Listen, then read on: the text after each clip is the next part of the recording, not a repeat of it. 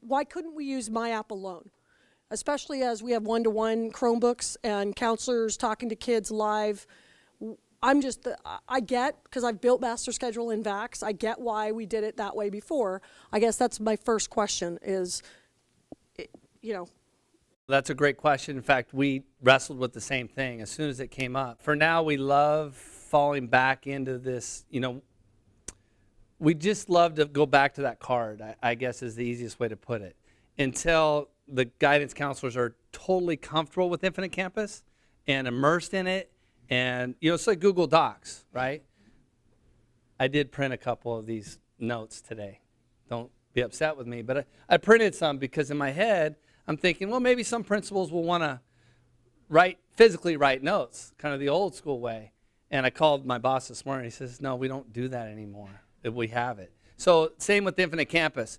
I'm thinking we'll get there, but my counselors just are not comfortable yet with that tool to go all the way. 4-year planning is something we need to get to as well, so it's along the same lines. Why are we programming for 1 year? Why aren't we programming for all 4 years? I tried to get them in the fall to do the freshmen, jump into MyApp with freshmen, and do a 4-year plan. Between being a counselor the first 3 to 5 weeks of school, and then transitioning into college apps and all the college readiness stuff to get kids into college, they just couldn't find a window this year to do a good job. We tried. One thing is they like having the parent signature. I know that, Robin. It's like, hey, Dave comes in with his kid and doesn't like the schedule. Well, you signed it. Oh, okay, yeah. So there is that to fall back on, but then also I think when they're meeting with kids, they like to write notes. And so speaking to not being there yet, I don't know if they're quite, could you do away with it? Yeah. Hopefully we have a Google form for this when we go out with the kids. Rob. One of the questions I had, have we ever considered doing like a registration night with students where they bring that form back instead of cutting it off online and meet with a counselor or an assistant principal, whoever can be there, sit down and go through and ask those questions? I have an answer. Okay. So we do a freshman night where they return them. So we go out, and those will be coming up. We're working on that and getting those scheduled.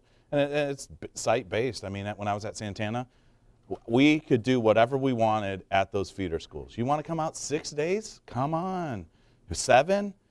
We're at La Mesa Middle, which mainly feeds into Helix. They go, hey, guess what? Helix is coming out on January 28th. We'll see you guys the 28th.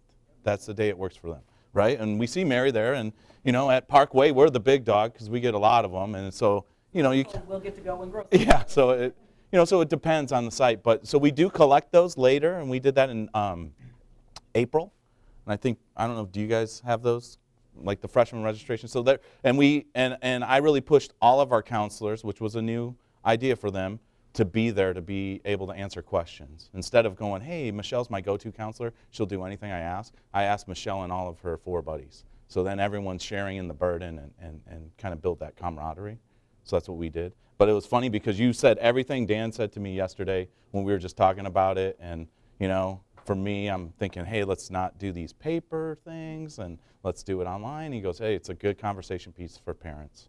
Because as educators and for people that work in a school, it all makes sense to us, but most parents aren't. And then they go home and they don't know all the options that are out there at the different sites. And so it is a good starting point, I think. And did you have another question, Robin? So on your old school load study, are you hand entering all that data?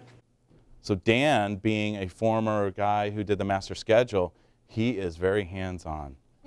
He loved the load study because that was something he was familiar with. And yeah, it is something you have to hand enter. That one that I showed you was passed on to me and is very complex. I saw Jake's and I went back and I created something similar in Google Docs because then it's easy to share. We have so many documents. I have a document, I share it with Dan, and which one's really the one, and so going towards Google Docs makes it easy. Then you got to go in and I'm not an expert, but I'm quickly becoming an expert on creating those things, but because then you want to be able to share it and have it as transparent as possible. Because that also goes on to the FTE sheet that I'm going to talk about, but sharing that out and sharing it with all stakeholders, because some people will not share the final schedule until they want to share it as a department chair.